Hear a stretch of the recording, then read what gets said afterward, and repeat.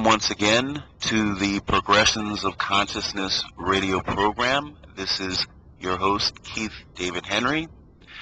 We're on the Community Listening Network. We are continuing in our series of the Divine Feminine. I just want to remind everyone, this is probably going to be the longest of the series that we've done so far. And we've been looking more at the integration of divine masculine with divine feminine, because I don't want anyone to get the impression that I'm saying that the divine feminine should replace the divine masculine, just that the divine feminine has been neglected. So by way of pendulum swing theory, I suppose, what we're doing is looking more at the divine feminine than we have the divine masculine. But I also want to just mention that the divine masculine, or the masculine that we see today, is really not divine. It's really a perversion of the masculine. And as I've mentioned in one of our programs, you can't really see the true divine masculine without looking at the true divine feminine. And then once you've looked at the divine feminine, you have to now reevaluate and look at, what is the divine masculine. So that's where we've been going with the last few shows. And we have another treat today, because we have Jill Mattson back again. As you recall, we've done 2 interviews with her already. Jill Mattson is an accomplished artist, musician, lecturer, and author. She's a recording artist. She's got a few CDs, and she's working on her second book, and she's got 1 book out. And we want to welcome Jill back to the program. How are you, Jill? I'm doing fine. Thank you for asking. Well, thank you for joining us again on the program. And I have to tell you, I re-listened to our last 2 interviews again, and I plan on listening to them again. They were so rich in content, and I think so valuable to myself, and I'm sure they will be also to the audience. So this is going to be our 3rd program. I also wanted to let everyone know that your music is going to be featured on, and correct me if I'm wrong, but it's going to be featured on CLN's Excursions in Music. Am I right about that? Yes, you are. Good. Thanks to this show.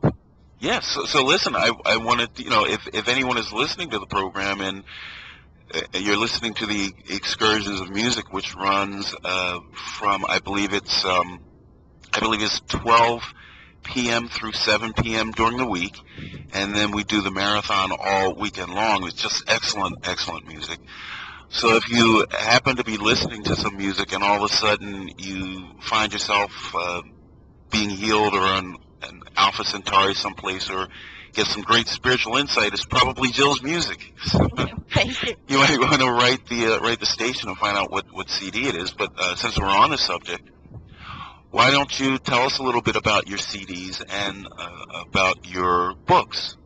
I sure will. But first of all, when you listened to some of my music, you had a little bit of an experience with emotions. Why don't you share that? Well, it was actually very profound, because I'd been kind of wrestling from time to time with certain specific fear that has come up over time with regard to my own spiritual pursuits. And because it was such it was really more of an annoyance than anything else, and it was like, it's like the fly buzzing around you. You're like, get away, but you don't really do anything about it. And it's something that it's over the last years, it's just been really bothering me, but I never really took any steps to really get rid of it.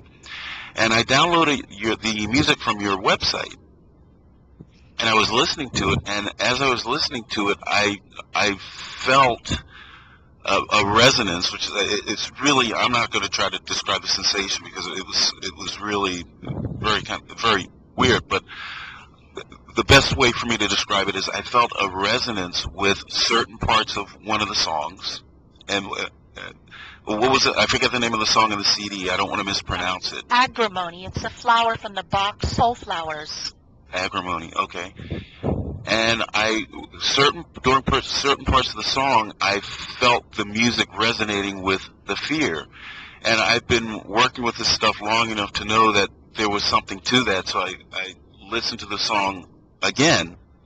And I've been listening to your music as I would sleep. I just put it on and put it on replay and just listen to it all night. And after I listened to the song a couple of times, I just felt this tremendous sense of peace, which I tend to be a relatively peaceful person anyway, but what had happened was this sense of peace that kind of displaced, if you will, that place where the fear had been. It's really hard to explain. I don't know how to explain it. But then right after that, because I had been dealing so much with Mother Earth and with the idea of really a conscious connection with Mother Earth, the next thing that came to me was I had sort of a mini vision, if you will, of me like a little baby kind of wrapped in like whatever, like, a blanket, and Mother Earth just holding me in her arms and kind of rocking me to sleep. And it was such a peaceful sensation, and it, if you want to call it the mini vision or whatever, and the sensation were together. They were happening simultaneously, and it was just such a peaceful feeling. And I realized that it was it was directly related to the music. So for my listeners, I called Jill and I said, what in the world is going on? Can you explain this to me? And if you would, maybe you can repeat what you told me about it. Yeah, well, it was for Agrimony, which is a song designed to stir up old negative emotions that you're carrying around that you're not always conscious of. It's to like stir them up and release them, and you have to feel them when you release them. So the being conscious of that nagging fear is part of the music. And then I go right into the release. It's kind of like if you could imagine a little spirit hand going right into your body and finding a pile of stored junk and grabbing a handful of it, and you feel it as it takes it out and gets it out of your body. And then what I did was I engineered the emotions, which are specific frequencies and frequency patterns. I was very careful to replace it with like a complementary energy. For example, if I took out insincerity, I replaced it with sincerity. Or if the music was meant to take out fear, then it was also meant after that to replace that with trust. Okay, great. And I have like 12 symphonies that do this. Awesome. And why don't you tell us, give us your website information. Okay. My website is jillswingsoflight.com, and that's jillswingsoflight.com. And I have my music in the book, and I have some cyber art gallery there. And I also have some free downloads of my music and a weekly complimentary sound healing newsletter that, of course, I find exciting, but I get really off on this kind of stuff. Mm-hmm. Anyway, that is at www.jillshealingmusic.com. That's jillshealingmusic.com. And I also have some videos on YouTube at, I believe it's Jill's Wings of Light or Wings of Light, kind of like these discussions here. Mm-hmm. So how's that? That's very, very nice. Now, you didn't mention it too much, but you also have a MySpace page. Oh, yes. Listed here. And I'm sorry, yeah, it's, you just go just look for Jill Mattson. Okay, great. Yeah. One of the reasons why I'm so excited about having Jill on is that, I've been talking, constantly about the idea of reaching into your own personal intuition and imagination to develop what many people are talking about, the end of the world in 2012, and a lot of people are becoming more aware of it's not an end, so to speak, as much as it is a beginning. And there are so many forces at play right now that are all working together to bring about this metamorphosis and this transformation of the race as a whole, but that the real way that this is going to happen is by individuals reaching into their individuality and imagination rather than gathering groups together in task forces and things like this. So I'm very excited to, bump into people like Jill who are doing that very thing, who are reaching into their intuition and their imagination and, pulling out a plum, if you will, of healing and regeneration and growth. And, this is not something that, only a few special people have the capacity to do. Everyone has this. And I think that there are a few, trailblazers, such as Jill, especially in this area of music, but every individual has their own special thing. And I just get the impression that people are sitting around waiting for someone to tell them what to do. And rather than do that, start reaching into what you feel inside that you want to do in the direction that you want to go. And I believe this is what Jill has done. This is certainly what I've done, and many other people are starting to do. And this is the wave of the future. And I think that, for many people that may not really understand where they should be going or what they should be doing, that you have these very powerful things like music that can literally help clear away the clouds and the cobwebs and help you get that sense of direction. And if you would, before we get into the meat of the program, I would really like you to comment on that particular thing, if you would, Jill. Sure. I believe that in our left brain, which is analytical, we sometimes block healing. And I also believe that most of the healing that our civilization has to go through is emotional, because we as a society have neglected our feelings. We don't go in and treasure and honor the feelings of joy. In fact, most people can't even tell you what makes them happy. So we need to go in and touch base with those good feelings, and we also need to touch base with the negative ones to let them go. And that can be done with music, because music usually goes to your right brain. Music without words now goes into your right brain, in which you don't have words, you don't have judgments. So you can feel very wounded about something and have tremendous pain, and maybe you can't release it because you're just so angry.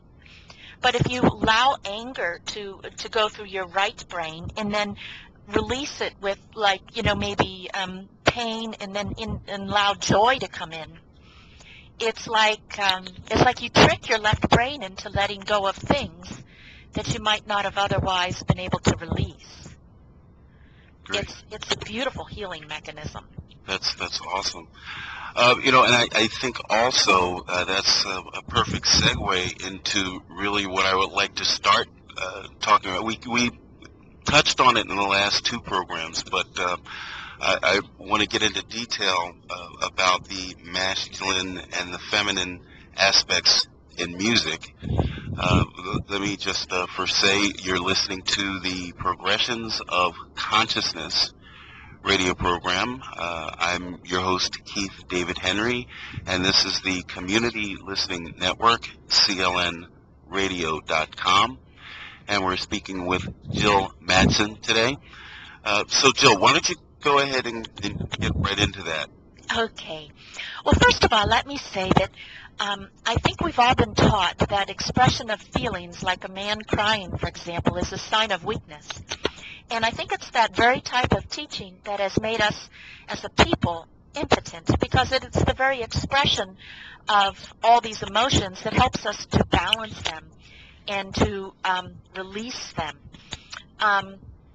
Like every organ and system in your body has its own keynote frequency, and so does every human emotion and feeling, and they interchange and they affect one another. So that if you have a chronic feeling, like seeing yourself as a martyr, or being angry, or feeling somebody has done you wrong, that it takes out of balance. It will be associated with something in your body, and it'll take it down.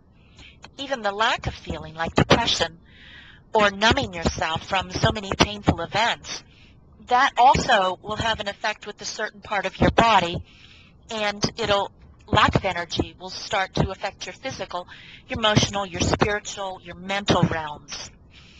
And one of the things that I've learned from, first of all, I'm going to go into one other thing. I'm just going to talk about more again about the power in feelings. Determination, will, and courage. Courage, these are feelings, and these are feelings of power. And we've learned of lots of meditations where you control your mind, but I would suggest that there are also ways that you can learn to control your feelings, and that this is an unbelievable powerhouse. And we have a tendency to judge feelings like, say, negative ones are bad. But one of the things, a trick I've learned for myself, is I go into my own negative feelings. Let's say I'm angry at a moment, and I go into that anger, and if I'm really angry, there's power in that emotion. And if I get into that feeling and take it up octaves, keep taking it up, I can turn it into something beautiful, and and I still get that powerhouse of energy. So it's a little trick I learned from Secrets in Antiquity, I might credit, to take even negative energy you feel, particularly powerful negative energy, and musically transpose it up, and then use the energy for a positive thing. Now, how just when you talk about taking it up octavely, how would that look mentally? I mean, what is the approach for a person that might want to implement that recommendation? Okay. Well, it's like if you get in when people are sick, they groan. And that particular groan is actually a frequency that's helpful for you. Your body's doing that because it's one way of healing yourself. So go into the groan. If it's anger, scream. If it's feeling sorry for yourself, whine. Or whatever it is, go into that feeling and let it sound out. Use your imagination. Let's say it's a sore knee. Go inside your sore knee in your imagination and give it voice. And let it speak out. So let's say it comes out like, for a groan. And just in your mind, keep taking it up and up and up. Because with octave resonance, the energy will remain, but it can be transformed into something powerful. Does that help? Yes. Okay, so moving on, I was again just wanting to really cement the idea that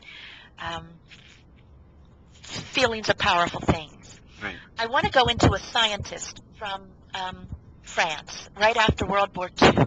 His name was Dr. Mattson, and he was an ear, nose, throat doctor. His father was an opera singer, and he often tried to restore hearing to many of his father's friends who were opera singers. What he found was that because they sang such loud, voluminous songs all the time, that they often lost their hearing. Like when you listen to music that's too loud, you lose your hearing. And then he found that when they lost their hearing, they also lost those pitches in their voice. And he found that if you take every little pitch, all of us are full of all kinds of hearing losses. So we could go to an ear doctor and be told we have perfectly normal hearing. But it's these little tiny frequencies that are out of tune that he was fascinated with. And one of his breakthroughs came through when, after he had serviced or taken care of many Jewish people, and this was right after World War II.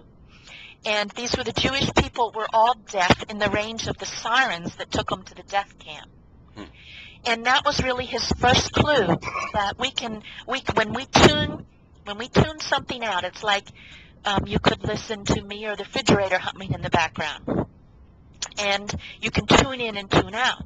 And whenever you have a painful experience, oh my gosh, and is any of us exempt from that? I don't think so.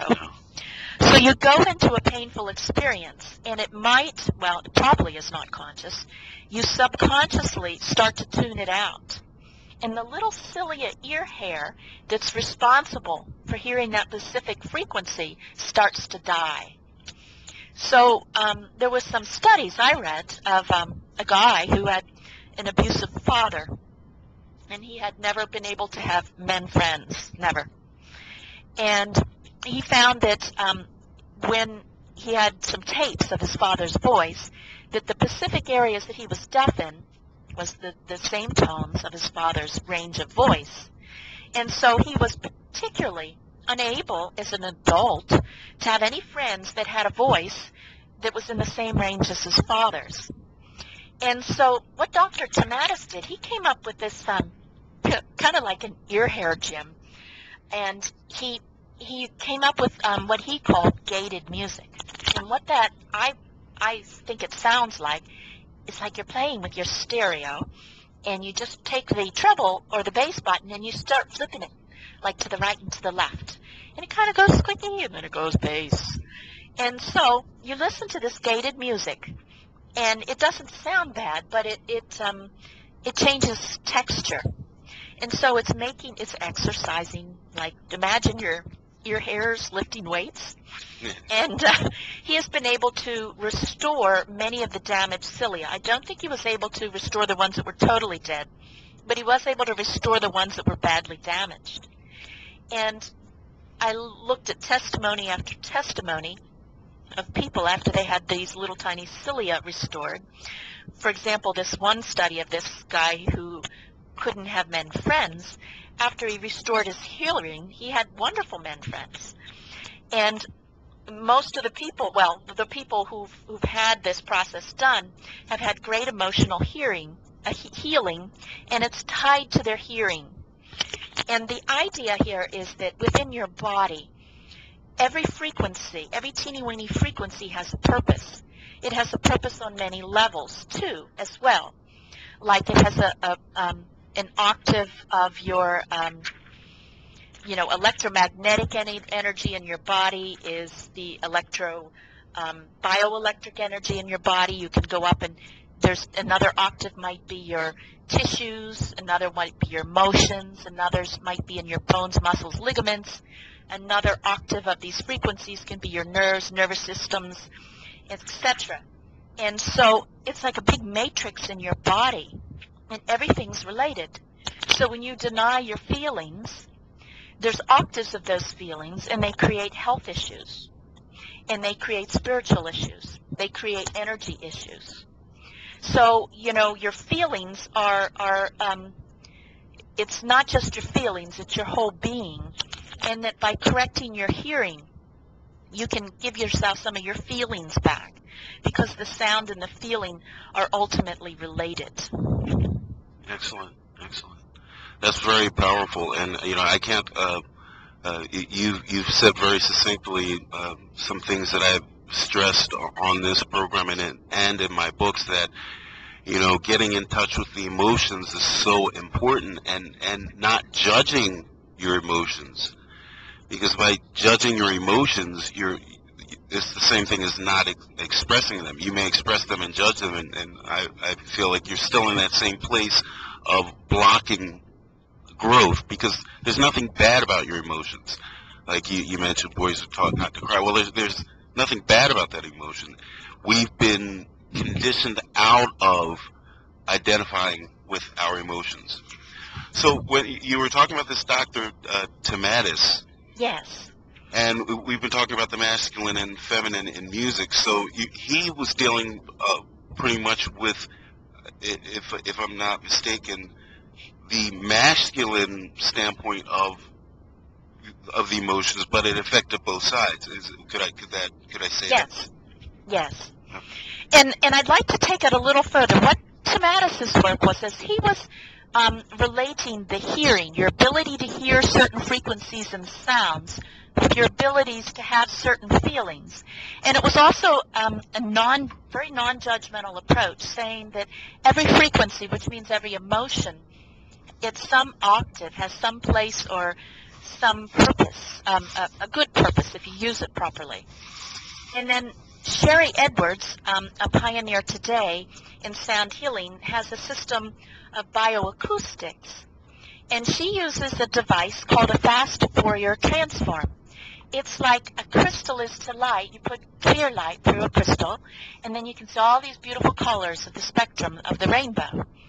And with this fast Fourier transform, it takes your voice, and in like maybe 30 seconds, it will graph every frequency, every little tiny pitch that combines to make your unique voice. And then it'll give you the frequency, and then she has databases that will correlate to each frequency to emotions and the octaves, which would be things that are out of health. So she'll produce a graph using a fast Fourier transform that you can download fast Fourier transforms on the internet. And let's say your voice, if perfectly healthy, is a wave, and there's 2 or 3 spikes out. That would be something that's causing you a health problem at the moment. But the spike, it has a health problem, and is also going to have a correlating, matching emotion.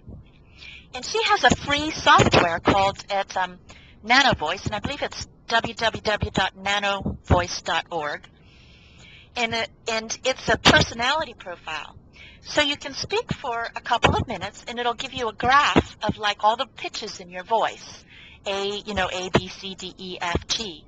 And then she'll give you some of the emotions that correlate to them.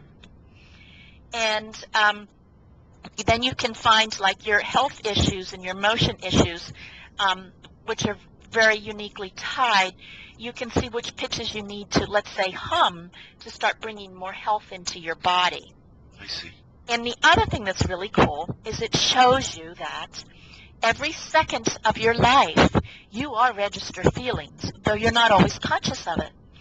I really became aware of this because I teach violin, and beginning violin students tend to make the same mistakes. And violin's particularly hard to learn because you have to, right off the bat, you have to do about 6 skills in order to play. And what the brain does, everybody does it. You focus on one thing on a time, like at a computer. You have one screen up and down at the bottom. You can have all these other little programs running. But you only focus on the one while other things are running in the background.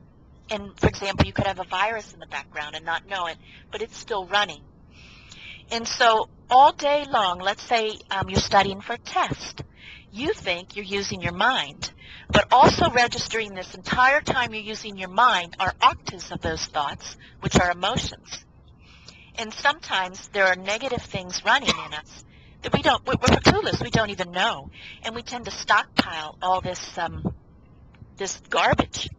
And I think a classic case is to go in an elderly home, and I know that people are over-medicated, but even go into an independent living unit where they're not so heavily medicated, and sometimes they seem like zombies. And that's just because of all this weight of this negative emotional crap that they haven't released. And this little thing called the NanoVoice shows you that in your voice, you can look at emotions running all day long. And you can take a look at your subconscious thoughts and feelings in the pitches that are reflected in your voice. And just one other thought, and that is that most of communication is not really in words, though we would like to think so. It's in the feelings. Like if, hello or hello. I mean, there's no correlation. I mean, those are like oxymorons. They're opposites, although the word remained the same. So I was able to take my emotions and carry it right on that tone. And I would suggest that a singer does the same thing. Yes, you listen to the music, but you also listen to the soul of the musician. And you listen to the intent of the musician. And you listen to the feelings of the musician. And if you're listening to a barber's quartet, if they get along and like each other, you're going to feel that in the music. They're really irritated. You're also going to feel that in a very subtle level. And you communicate that with others. It's almost like secondhand smoke. You let some underlying emotion bother you by saying, oh, it doesn't bother me. And you go in the room with someone else, and it's like secondhand smoke. You're just passing your crap along. Right. because it radiates out of your body. And anyway, I was just Well, I think that this is pretty much related, but I've been a music enthusiast for as long as I can remember, and I know that there are certain musicians, certain songs, certain bands where I'll listen to them, and the music doesn't sound bad. In fact, it sounds good. But then there are other musicians where there's something about the music. It's not just technically good. There's something about the beat, for instance, which it's technically right, but it's not exactly on the beat. I really don't know how to describe it, but it's the same thing with music that really touches me. There's something about it that is non-technical that communicates with me. yeah. Two things on that. One is that I'm a trance channeler like Edgar Casey, Hmm. and I've lucky enough I channel divine beings like angels and ascended masters. Okay. And I've done it many times so that I recognize what they feel like. So as soon as they come in, I know who it is. I see. If it's Archangel Michael, before he starts to speak, I already know he's there because I've done it enough that I'm accustomed to what he feels like. Much like if you were to imagine your mother sitting next to you, you know what she feels like. Same thing. And I was channeling a couple times, and by mistake, I had my recording equipment on. And later on, when I was going through the music, I could say, oh, there's Archangel Michael. And so somehow it records. That energy records. So that's another thing I do in my music, is that I put those channeled archangels and ascended masters, I put it right into the mix, thinking it's just another blessing. It's also interesting to consider that when we're talking about things like music or light or feelings, we're actually talking simply about different places on the same spectrum, the same, if you will, energetic spectrum, but they're at different locations. So, for instance, I'm also an artist, and when I would be doing a painting or a drawing, I had a certain feeling about that as I was doing it. Or if I'm writing a poem or a story, or if I'm even technical writing, there's a certain feeling that comes with it. And it's such second nature to me that it's kind of natural. But one of the things that I done in the past with regard to communication in different forms was I would tend to underestimate the power of the feeling that I put into it. And I would find that, there were some times when people were so profoundly affected by it that, I wasn't always the best at reading people or reading their responses.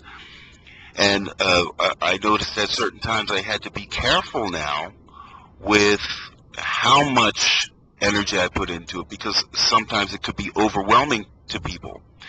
And I found that there was certain music that would have the same effect on me, where sometimes, the effect of whatever feeling was behind the music was so powerful that it was almost overwhelming.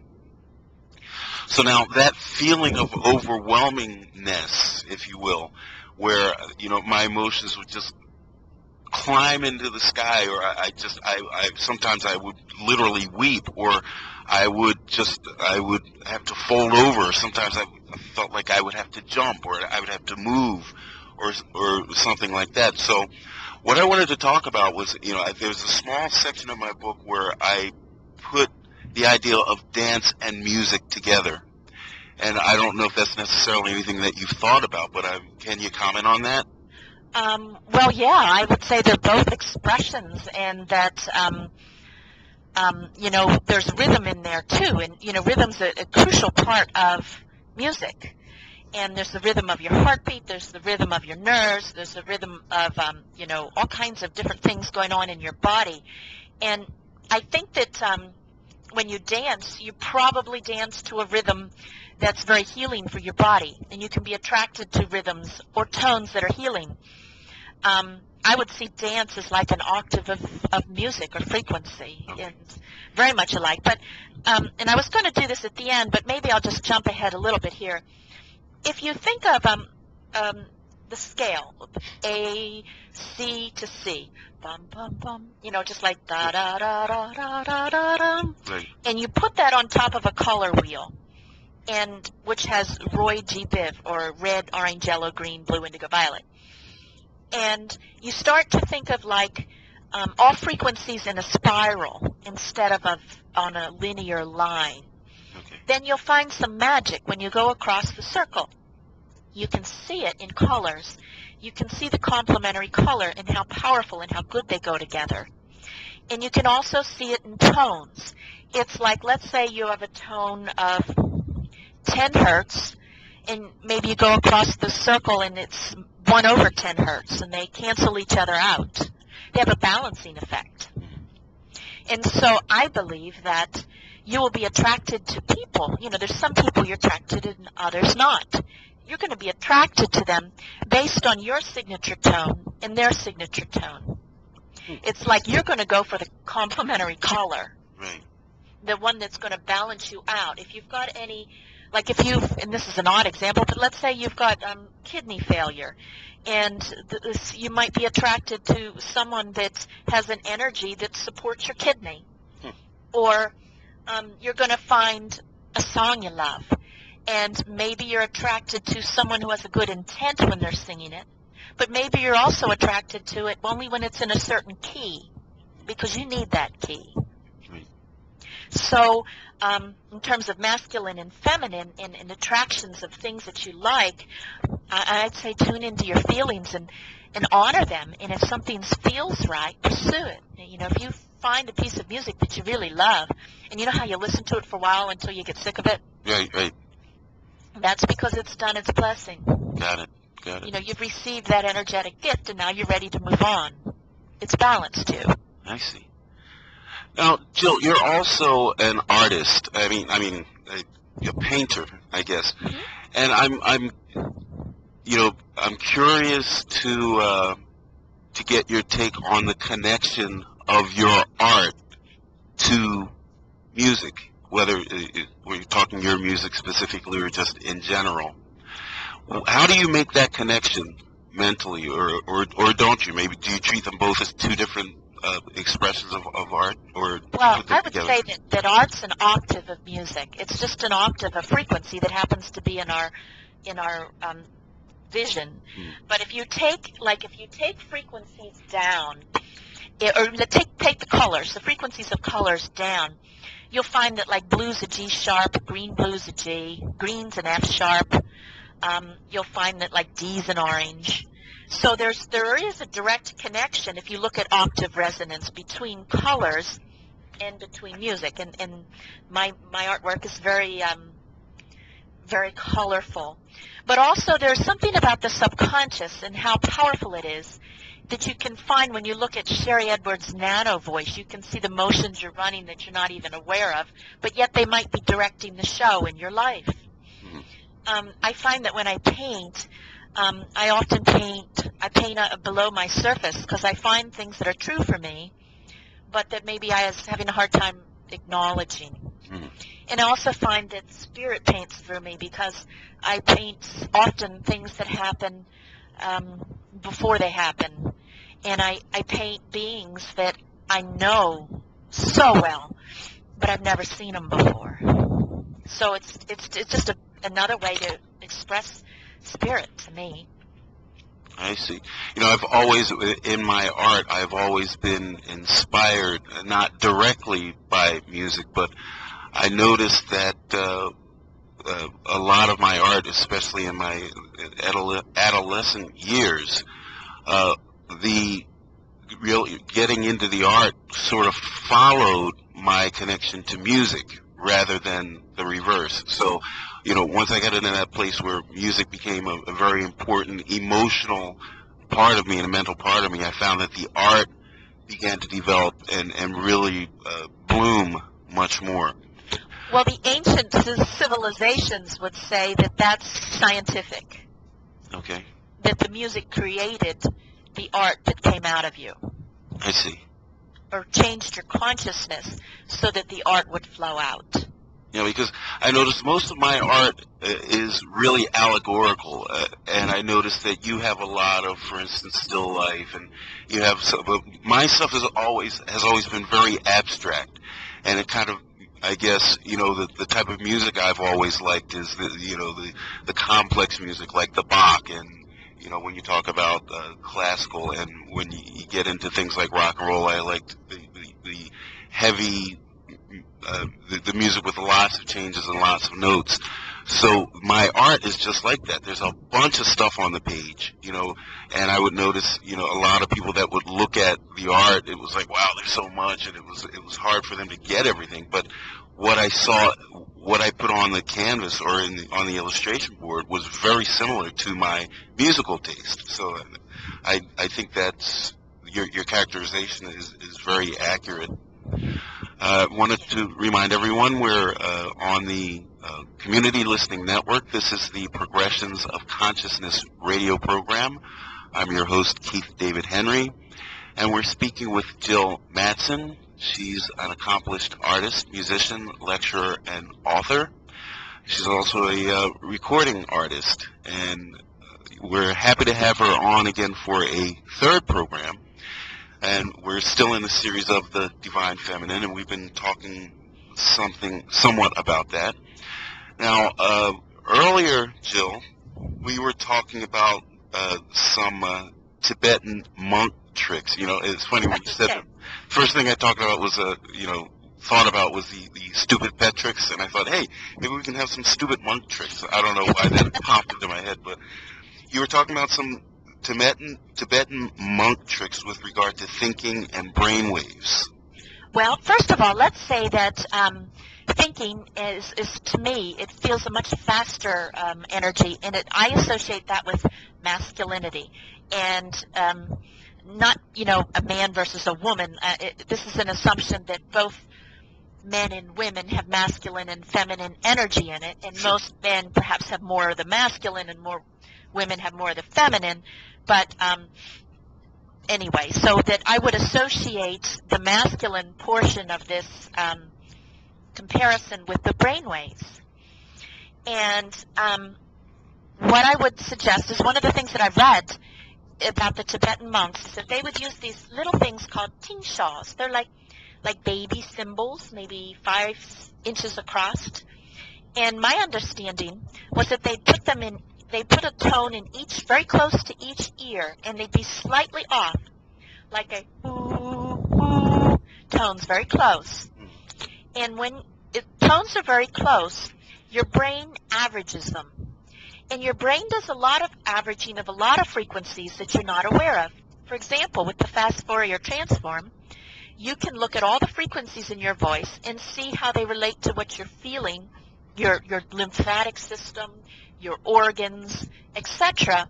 And your brain combines them all, and they come out as one tone, which is your voice. But it's really a compilation of all those tones. And the same thing happens when you have tones very close to your ear, is that you will not hear both of the tones. You will hear the average pitched. Like, let's say one is 50 hertz, and then the other hears 100 hertz. You're going to hear 75. I see.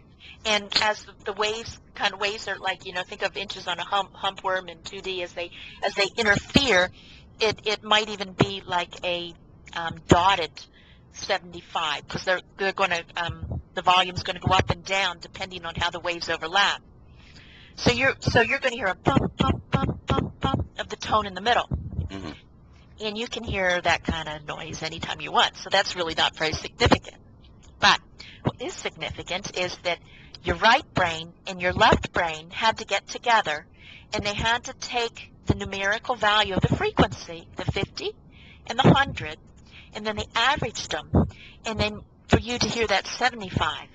So we talk about being right-brained or left-brained, but now you're whole-brained, and your IQ has gone way up. I see.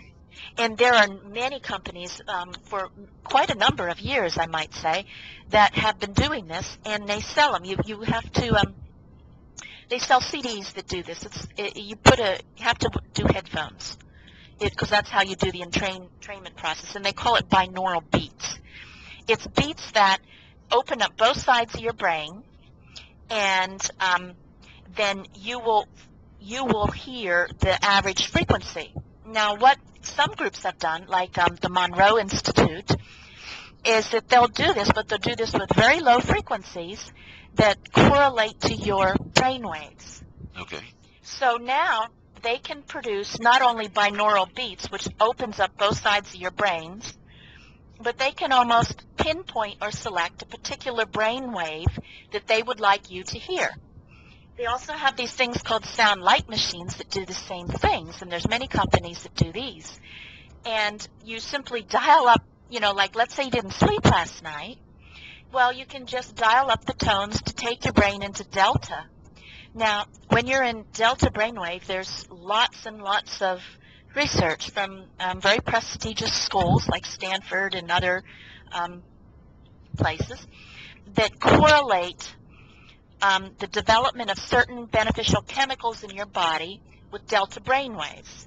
So like when you are experiencing delta brainwaves, they have shown that your body's creating like DHEA or serotonin or melatonin to help you sleep, or a whole host of feel-good chemicals and chemicals to boost your IQ and to make your personality softer, to give you more openness. It's unbelievable. I have a whole chapter in my book. Unbelievable. The chemicals that you can like dial up and receive free without going to the store and buying them and taking them, simply by listening to the frequencies. So what I did was I bought one of these little sound light machines, and I put it by my bed. And then I woke up a half hour earlier every morning. And my sleep pattern is that in the morning I don't sleep real good. My deep sleep must be earlier. So I would get up and I just kind of reach by my pillow, put it on, and I'd go right down into delta. And so I'm getting the absolute maximum sleep benefit. My eyes are, shaking like REMs and so forth. And so I'm getting extra sleep. And then I'd put on a button. You can do the same thing to energize as much as you can go, and that's another discussion. But you can also change your waveforms to give you energy. And then it would energize. So I'd wake up feeling like $1,000,000. I hadn't taken any of my time during the day, and I got more sleep. Okay. And I did this for 2 years. And now I can go down to a delta brainwave in literally a second because I memorized it. So all these different frequencies that give you these gifts, all you have to do is repeat, and repeat ad nauseum, and then you don't need anymore the machine. Right. And almost any psychic phenomenon, like there's a particular frequency for out-of-body travel, there's a particular frequency for increasing your intuition, those type of gifts of the spirit that they've been called, they're a scientific frequency that you can dial up if you want. Right. And you can have ones with growth hormones. You can pick out chemicals in your body. I mean, it's just really exciting, I think.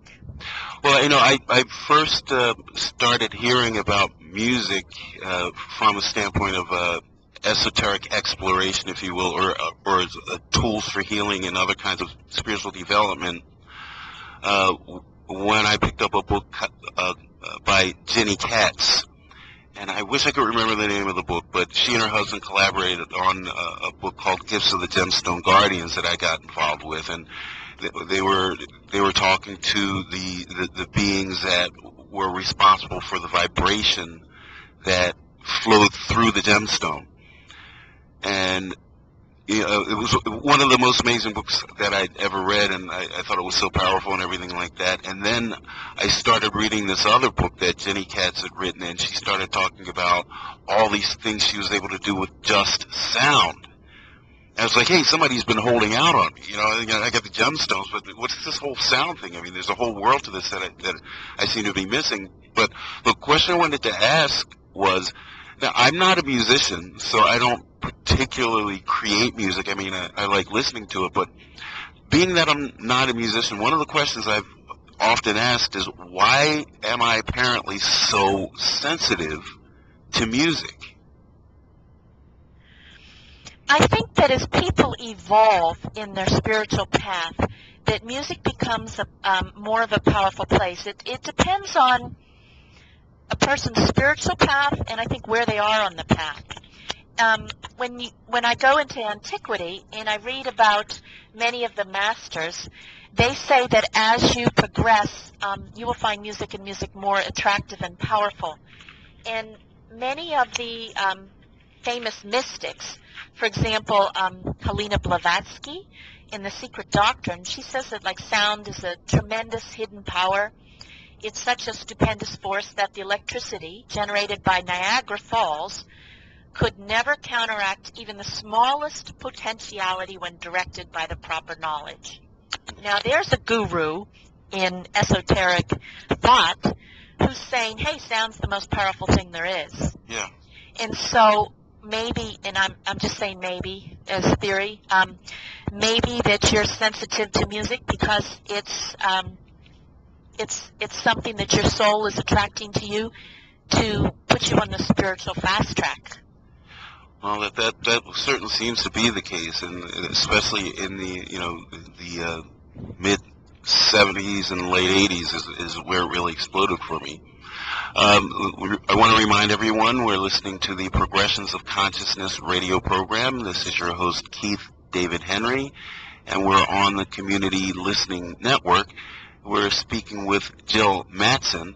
Now, Jill, I wanted to ask you, besides your music that is available on the internet and your art, do you actually do any kind of one-on-one healing or therapy with people?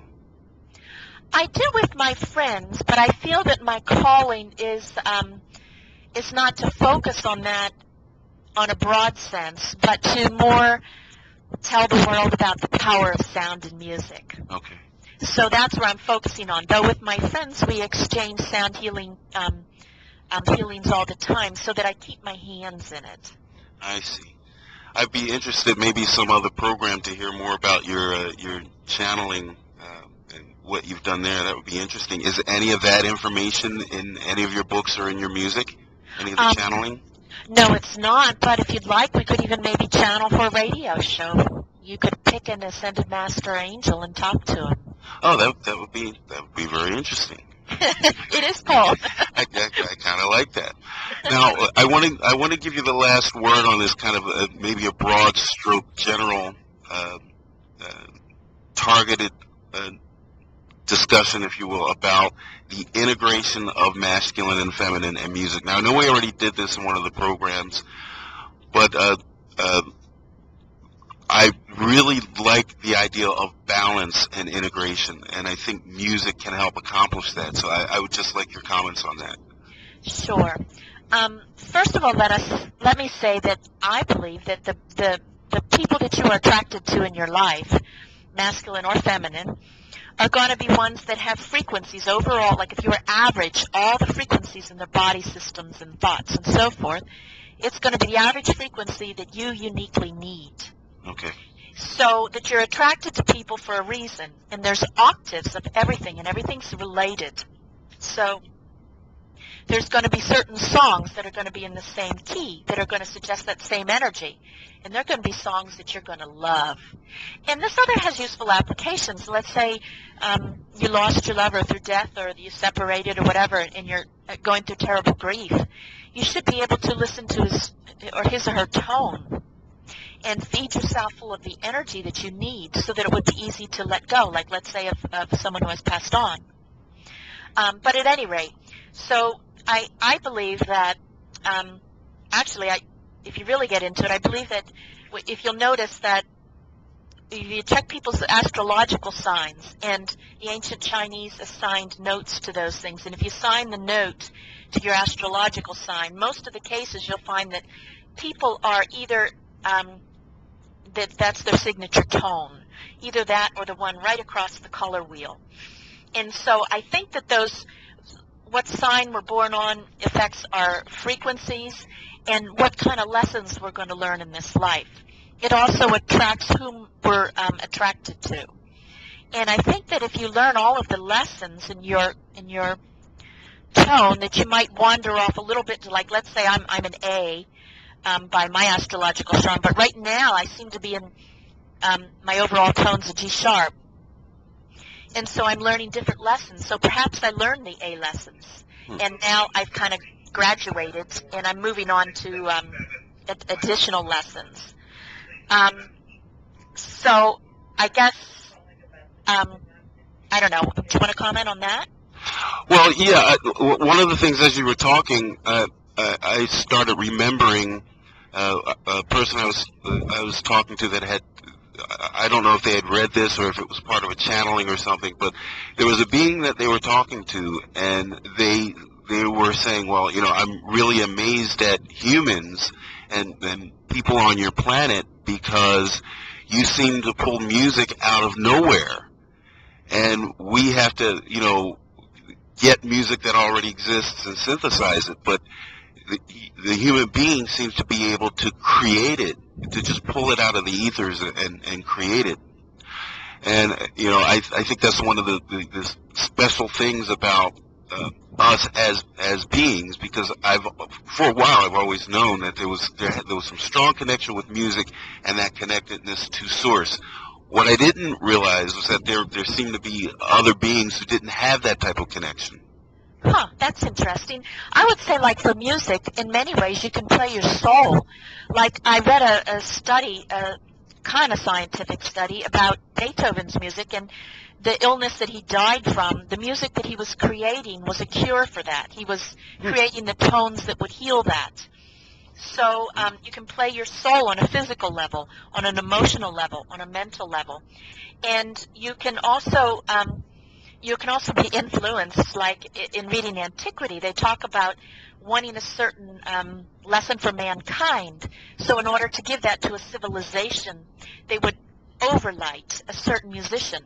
And I know what that feels like, because when I play, I can feel them coming right in behind me, just like I'm going to channel. And I can feel them lock in. And then I'm sure that I'm doing cosmic plagiarism. Oh, yeah. Well, absolutely. It's when I'm writing, that happens all the time, because I can tell when it's coming from me and when it's coming through me. So I would imagine it's the same thing with your music and your art. Yeah. Okay, Jill Mattson, why don't you tell us about your websites and your books again?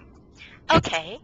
I have several books on using music to change your energy, your mental capacities, your memory, your sleeping, your body, your health, your spirituality, with little exercises and some inexpensive systems from other sound healers that you can use. And that's on jillswingsoflight.com. And I also have lots of music there, and I have galleries. And by the way, you must not have looked enough. I have abstract galleries, like still lifes, people, and spirit galleries. Awesome. And let me see, a free sound healing newsletter and free sound healing MP3s at www.jillshealingmusic.com. And I'm on MySpace, and it's just type in Jill Mattson with 2 T's, Mattson. And I have a bunch of YouTube videos, and I believe my URL is Jill's Wings of Light or Wings of Light. Okay. Well, thank you once again for joining us, Jill. We're out of time. This is the Progressions of Consciousness radio program with Keith David Henry. Until next week, have a great day.